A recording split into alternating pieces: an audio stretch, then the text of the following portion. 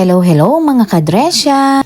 Tara, dito naman tayo kumain sa Sumo's Japanese Restaurant. Naku sa pangalan pa lang talaga, Sumo.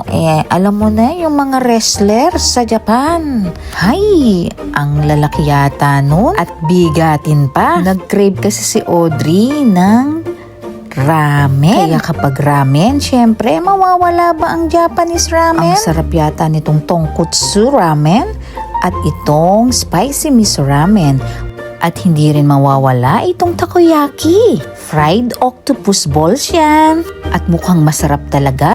Pero teka, bakit may gumagalaw dito? Ay ba ito? Ang tawag pala dito ay bonito flakes. Alam nyo bang mga bonito flakes ay made of tuna? Sobrang talagang tagal para magawa iyan. Months nga daw At napaka-metikuloso talaga daw ang paggawa dahil mahabang proseso. Biruin mo, finifilet yung tuna, pinapakuluan, pinauusukan at iniimbak sa loob ng ilang buwan. Kaya nga napapaisip si Kisha, bakit gumagalaw sila? Hindi sila gumagalaw anak dahil buhay.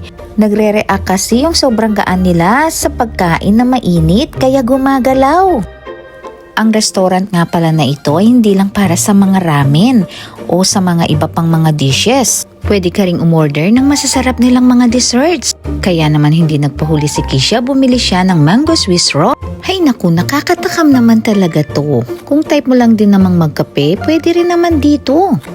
Marami rin silang hot and cold drinks na mapagpipilian. Katulad na lang nitong Java Chip Frap na in-order ni Audrey. Yummy yummy!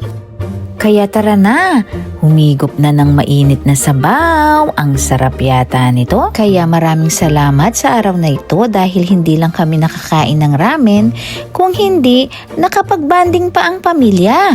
Aba, masarap yata ang libre. Sa uulitin, Audrey. Thank you, ang babait ninyo, thank you.